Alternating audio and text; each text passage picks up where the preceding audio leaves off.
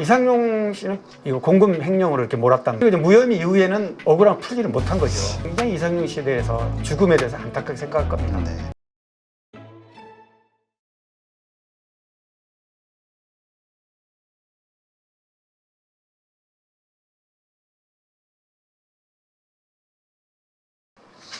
이번에 정말 예전서부터 네. 많은 분들에게 사랑을 받았던 분이죠. 뽀빠이 이상용. 네, 네. 선생님이라고 해야 되는 게 맞겠죠. 뽀빠이 이상용 어렸을 때부터 막 그렇게 그렇죠. 했던 네, 네. 기억이 나는데 갑자기 심장마비로 돌아가셨다. 그분 워낙 이 근육질에다가 그렇죠. 뽀빠이라는 별명이 알려주듯이 그렇습니다. 건강체질로 알렸는데 네. 왜 이런 일이 벌어진 거죠? 사실 저는 뭐 개인적으로 뭐 뽀빠이, 뭐 시금치 뭐 어렸을 때부터 좋아했고, 이제 제가 성인이 돼서는 연예 기자 하면서는 뭐 자주 만나다 보니까 형님 동생하고 이렇게 지내던 사이입니다. 그런데 이제 이상용 씨는 81예요 올해. 네. 81에 세상을 떠났는데 이렇게 건강하게, 사실 세상 떠나기 사망 전날에도 강연했다고 그러죠. 그만큼 건강하게 아무런 지병도 없었던 상황이기 때문에 더 놀랄 수밖에 없는데,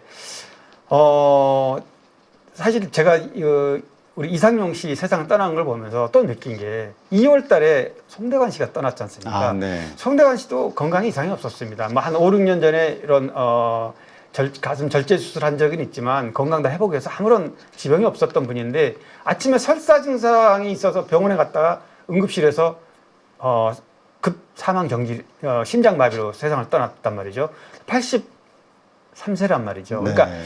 남자, 지금 우리가 수명이 늘었다 그래도 80 넘으면 건강한 분도 언제 어떻게 될지 모른다. 이걸 제가 다시 느꼈는데, 이상용 씨가 세상을 떠나는 거 보고 또 이럴 수가 있나. 아침에 감기 증상 때문에 기침이 나서 네. 또 병원에 갔는데 병원에 치료를 받고 돌아가던 중에 길에 쓰러진 건데요. 이게 이제 발견이 돼서 다시 병원에 긴급히 후송을 했지만 이미 심정지다. 이렇게 세상을 떠난 겁니다. 진짜 그러네요. 진짜 살아도 산 게 아니네요. 우리는 그러니까. 하루가 뭐죠? 이게 10분 앞을 내다볼 수가 없으니까. 네, 네. 참 이거. 근데 참 이분 이제 그래서 다시 돌아가시면서 세상에 관심을 받다 보니까 1996년 심장병 어린이 후원금 유용 네, 사건, 네, 네. 이게 다시 또 부각이 되는 것 같아요. 그렇습니다. 억울하다는 이야기도 많이 하셨던 걸로 제가 아는데, 그럼요. 방송에서. 네.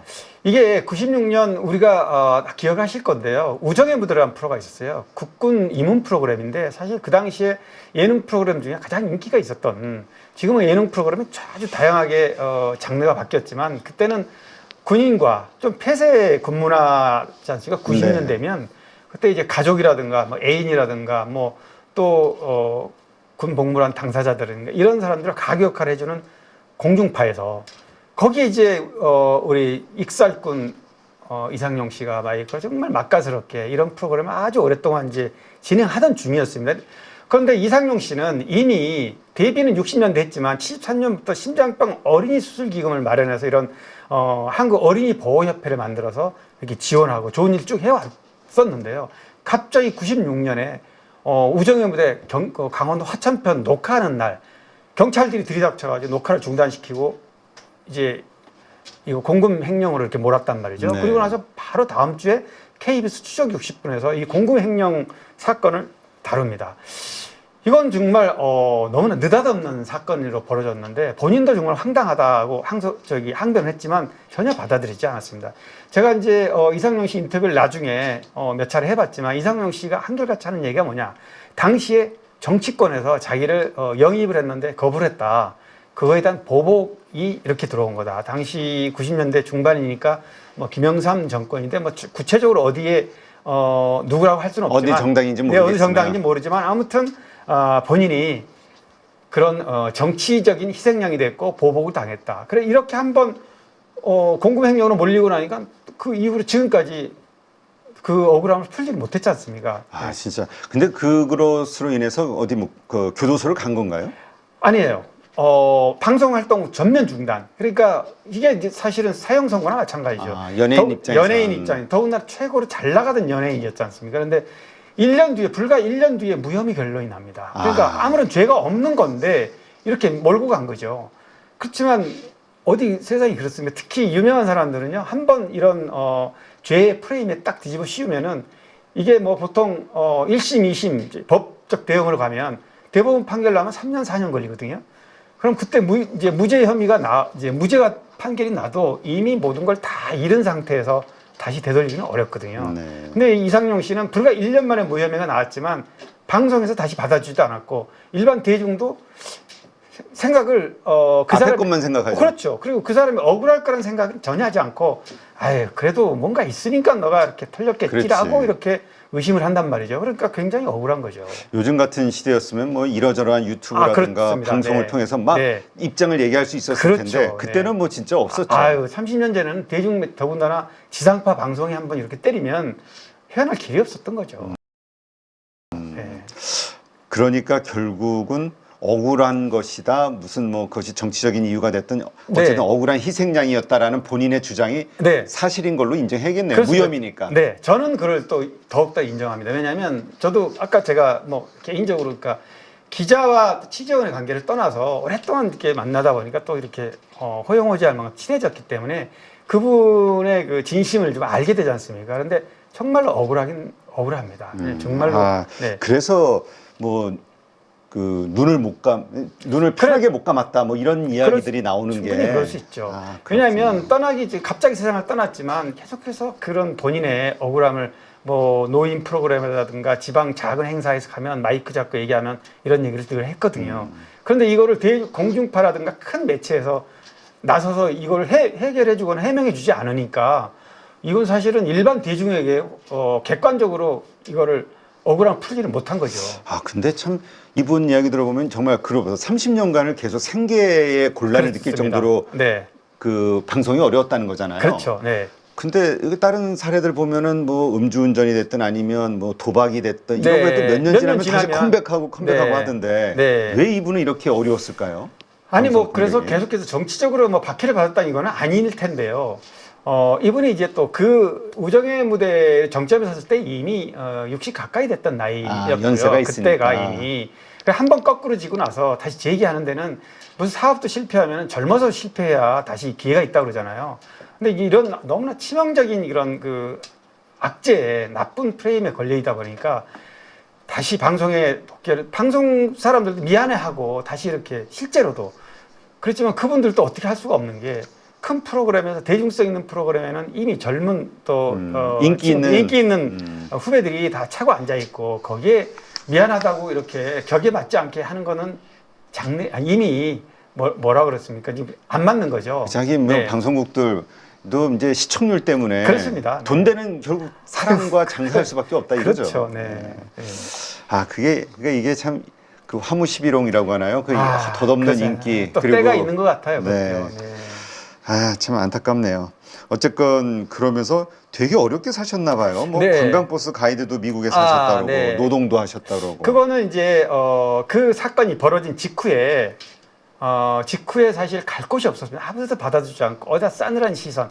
어제까지만 해도 그제까지만 해도 뭐 6개월 전만 해도 형님 동생 하던 연예인 후배들조차도 그런 한번 그런 일에 한번 연루되니까 그게 해명이 안 되니까요.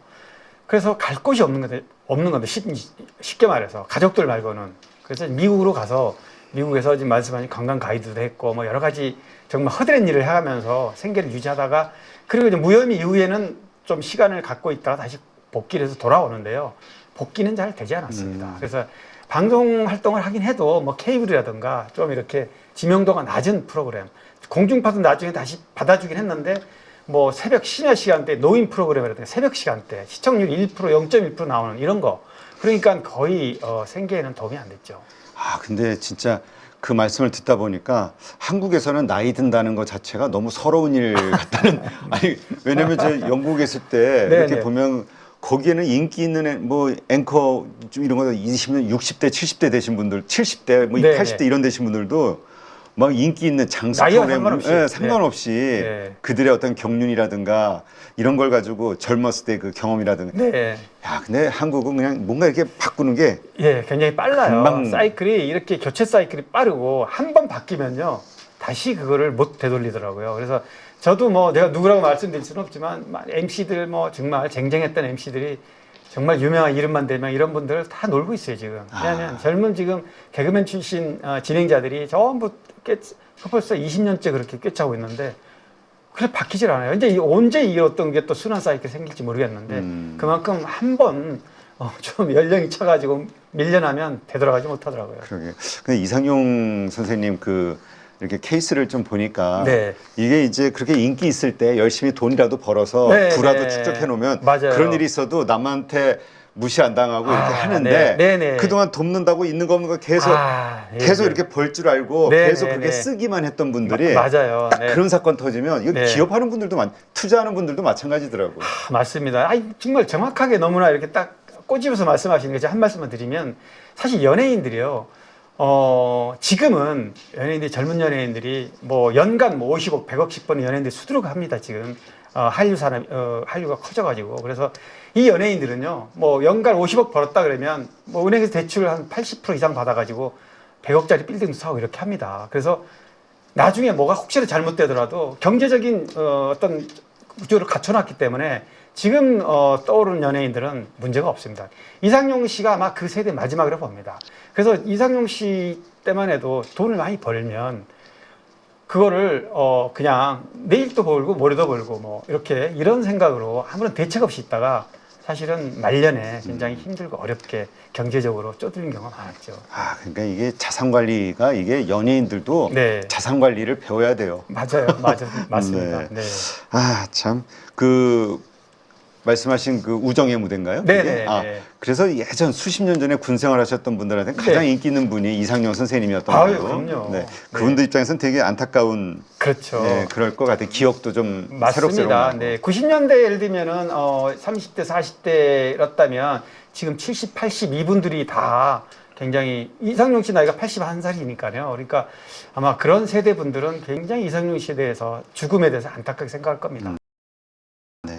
근데 어쨌든 30년인가요? 네, 30년 됐습니다. 30년. 그 억울함을 잊고 어려운 과정 속에서도 네. 근데 어쨌건 포기하지 않으시고 자신의 어떤 가지고 있는 탤런트를 계속 활용하려고 노력하셨던 삶의 자세? 그렇습니다. 이거는 좀 인정해 드려야 될 것 같아요. 네.